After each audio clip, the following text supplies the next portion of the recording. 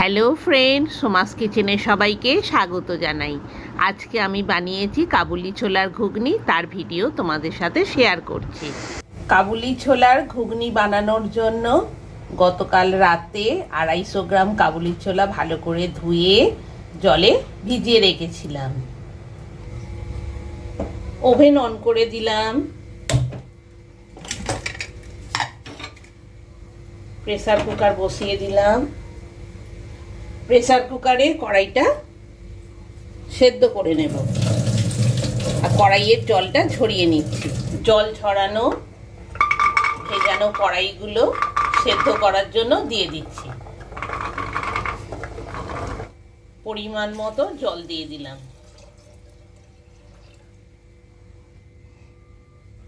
1 চামচ নুন দিয়ে দিলাম। 2 পিস মাঝারি সাইজের আলু কড়াইয়ের সাথে সেদ্ধ হতে দিয়ে দিচ্ছি। এবার ঢাকনা দিয়ে দিলাম। কুকারের 2টো সিটি হলে নামিয়ে নেব।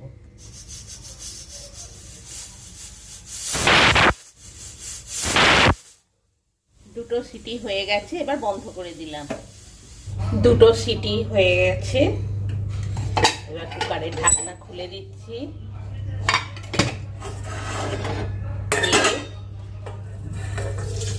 সেদ্ধ করা কড়াইয়ে জল ঝরিয়ে নিচ্ছি।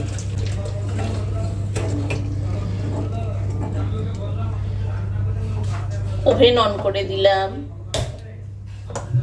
কড়াই বসিয়ে দিলাম। 4 চামচ সর্ষের তেল দিয়ে দিচ্ছি। দিয়ে তেলটা ভালোভাবে গরম করে নিলাম। 1 পিস তেজপাতা, 2 পিস শুকনো লঙ্কা, 1 টুকরো দারুচিনি, 5 পিস লবঙ্গ, 5 পিস ছোট এলাচ ফোড়নে দিয়ে দিলাম। ওভেনের স্টিম ফুল ভলিউমে রেখেছি। পিস মাঝারি সাইজের পেঁয়াজ সরু করে কুচিয়ে রেখেছি, দিয়ে দিলাম। পেঁয়াজটা তাড়াতাড়ি ভাজা হয়ে যাওয়ার জন্য অল্প করে নুন দিয়ে দিলাম। পেঁয়াজটা ভালোভাবে ভাজা হয়ে গেছে। একটা মাঝারি সাইজের টমেটো আর 4 পিস কাঁচা লঙ্কা দিয়ে দিলাম। পেঁয়াজটা ভালোভাবে লাল লাল করে ভাজা হয়ে গেছে। 2 চামচ আদা রসুন বাটা দিয়ে দিলাম। পেঁয়াজ, আদা, রসুন, টমেটো, কাঁচা লঙ্কা খুব ভালোভাবে ভাজা হয়ে গেছে। 1 চামচ লঙ্কা গুঁড়ো, 1 চামচ হলুদ গুঁড়ো, 1 চামচ জিরে গুঁড়ো, 1 চামচ নুন, 1 চামচ চিনি দিয়ে দিলাম।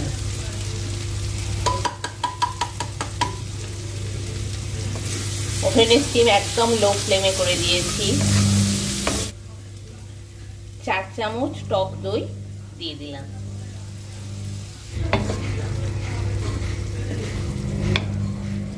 সব মশলা একসাথে ভালোভাবে নাড়াচাড়া করা হয়ে গেছে। মশলা থেকে তেল ছেড়ে দিয়েছে। সেদ্ধ করা ছোলাগুলো দিয়ে দিচ্ছি।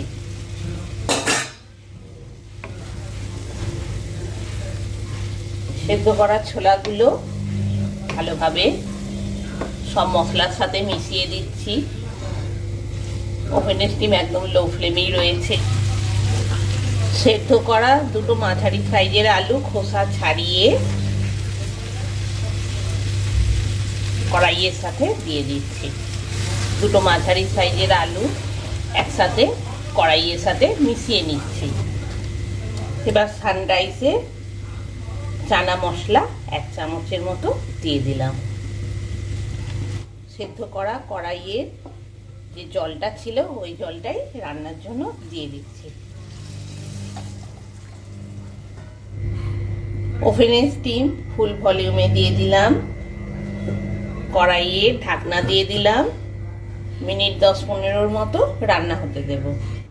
মিনিট 5 হয়ে গেছে। কড়াইয়ে ঢাকনা খুললাম।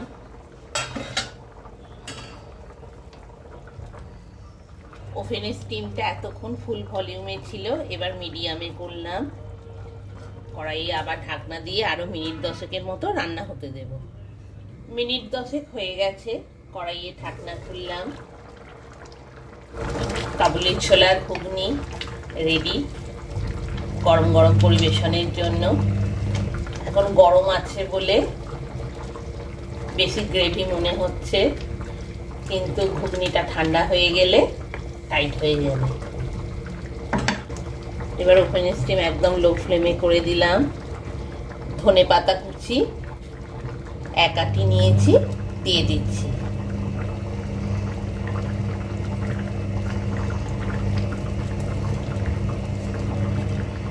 দিয়ে ভালোভাবে পুরো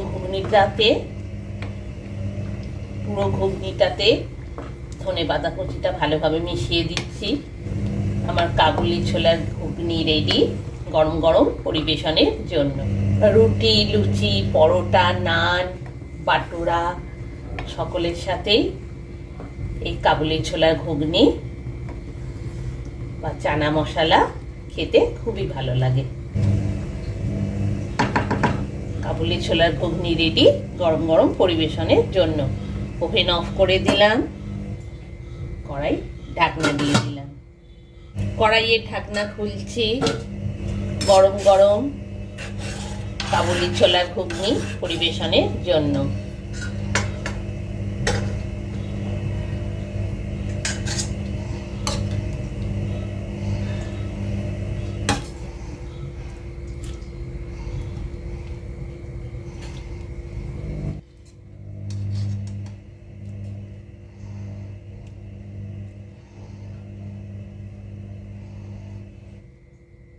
আমার কাবুলি ছোলার ঘুগনি রেডি গরম গরম পরিবেশনের জন্য।